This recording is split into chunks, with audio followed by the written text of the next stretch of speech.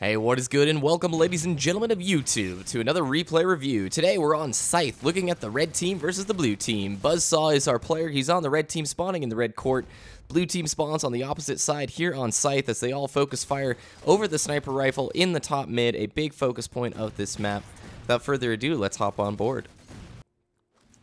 Alright, so today we're hopping on board with BuzzSaw, who's rocking the carbine. This is post-turbo title update. And he's going to rush immediately for the Needler and do some work. This is going to be a fun game, though. I'm really looking forward to it. Sorry that the replay reviews, everyone, have been gone for so long. A lot has happened. Number one, I got my 50 in this game, which was really cool.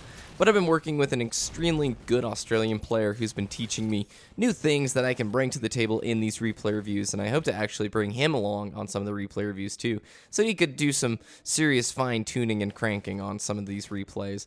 The hiatus also has to do with the fact that school just got insane. School is still kind of insane, but this next semester is my final semester of university, and from what I understand, if all goes according to plan, I hopefully we'll have one of the easiest semesters I've ever had in my colleging career. So, sick triple there with the Needler. One of the things that we're going to look at in this gameplay, though, has to do with your map movement and your map positioning. I know, broken record, right? But we're also going to talk about your aim, and we're going to talk about how aiming is not a function completely all set on the right stick.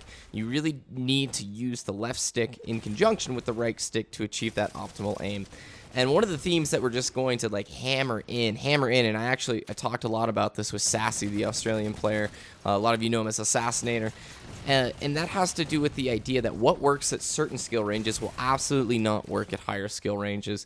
You do get a great score in this game. Spoiler alert for the people watching. It's a good score and a nice long streak that he goes on. But I'm not going to sugarcoat it, BuzzSaw. You were playing opponents that didn't challenge back in almost any of your engagements. I mean, most of the time they weren't even bother shooting you in situations like this. So we are going to look at that and look at how you can improve. For this skill range, you did good. But the point is, if you were to bump this up, let's say CSR 35 and up, this wouldn't be the same way that it plays out, because enemies will challenge you, and enemies will have decent shots, and enemies will have strafes. So right away, I want to look at all this floor fighting that you're doing, and this kind of lack of direction in terms of where do I want to go on this map. Since the very beginning, you opted not to fight for the sniper rifle, but instead have hung out here down on the floor. This is not where you want to be. There's less sight lines, there's less opportunities for escapes, and it's overall harder to control the map. If you want, the simple basic tip is to control this upper level. The middle, you can cycle over to the teleporter and see if they're spawning back in the green. If they're not, you want to stay up here and control this space, and that's something that we miss out on a lot in this game. I mean, here's what I'm saying about not challenging. You had 3 guys looking right at you, and they only fired right at the very end. So, again, what works here will not work at other skill levels, and you'll want to be more cautious about your map movement and positioning. This is risky, but it's funny. Like, I'll give it to you. This is pretty funny. Huzzah! And just barely getting away with it. I am curious as to the choice of the carbine, and I'm going to probably advise you to switch over to the BR. And the reason being, and the big focus here now through the mid-game, is your aim. You don't have a strafe, and you actually are aiming pretty much all with your right stick. And one of the really important things that it's easy to forget about, and in my little hiatus of training, like when I was on Yoda's moon, working with Yoda, figuring things out in the Halo philosophical strategy world or whatever, you own that guy with the damage boost, by the way, is aiming is a 2-part function. The right stick is to get your crosshairs as close to the enemy as possible, but from there, you use your strafe left and right when you battle with a player to determine when your crosshair overlaps your enemy's body. This, in turn, will help you develop a strafe, okay? This is why each individual strafe has to be developed on its own. You can't have some teacher tell you, I go left, right, and do that. A strafe is all about when you time your shots. Okay, I do want to point this section out right here. And I've talked about it since the December release. This is a sprint juke. You know he's around the corner, yet you opt to sprint around the corner, exposing yourself with no crosshair for almost 7 or 8 frames there, which is not good. Against a good player, he could have torn you up. You could have been down to just 2 shots left by the time you got around that corner.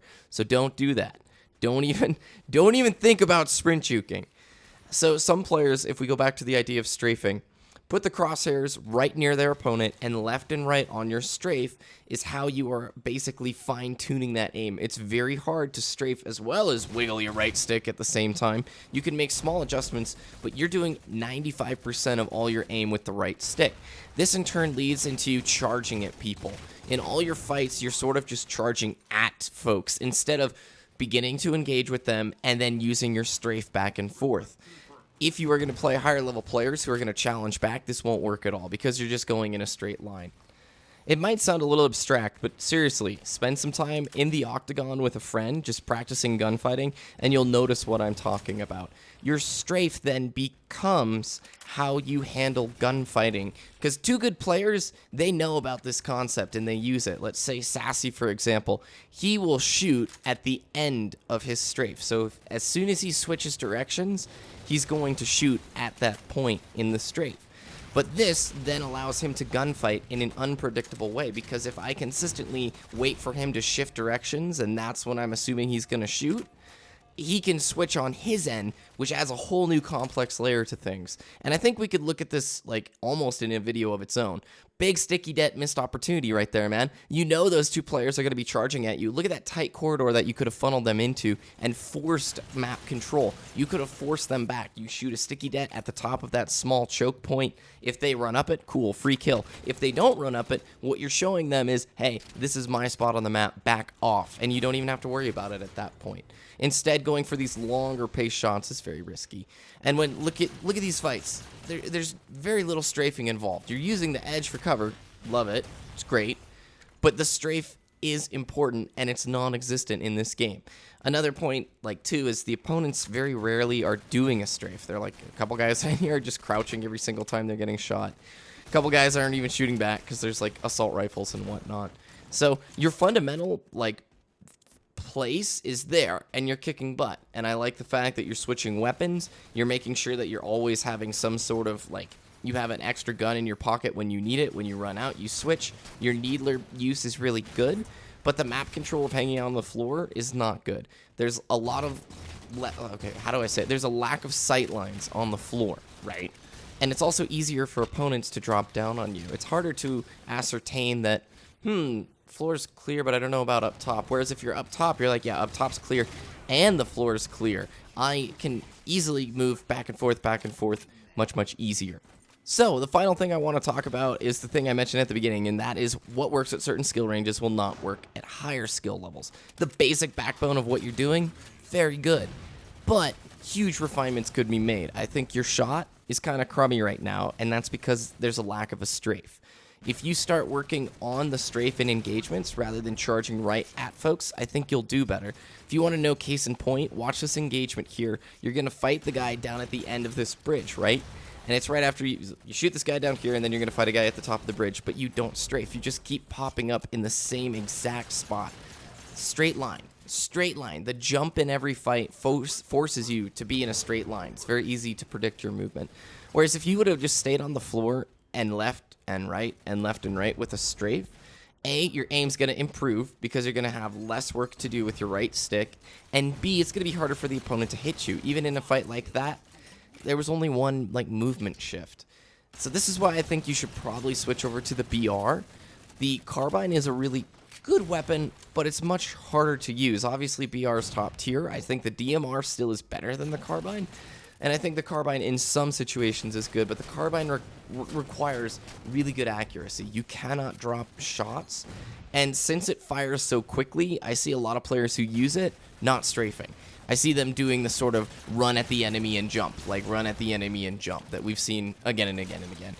And then here at the very end, I will say this. If you feather the trigger instead of just opening it full throttle, this is with all the assault rifles and the saw, the guns will become much more accurate. That saw tip is amazing. If you feather the trigger on it, whew, so good. All right, we'll see you in the bullet points.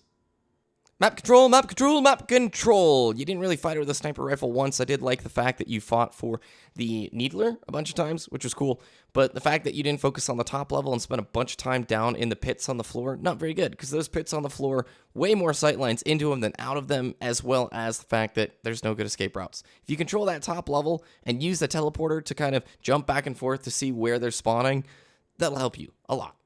Accuracy! It wasn't overall, like, super impressive, but it also wasn't super disappointing, too. It can be much, much more impressive if you incorporate your strafe, dude. Use the right stick to get the crosshairs close to your opponent and make small adjustments, but it is not supposed to be doing 95% of your work. You have to use the left stick. You have to use your movement to strafe and get into battles with opponents. It's very, very important, especially when the opponents challenge back, which they didn't really do in this gameplay.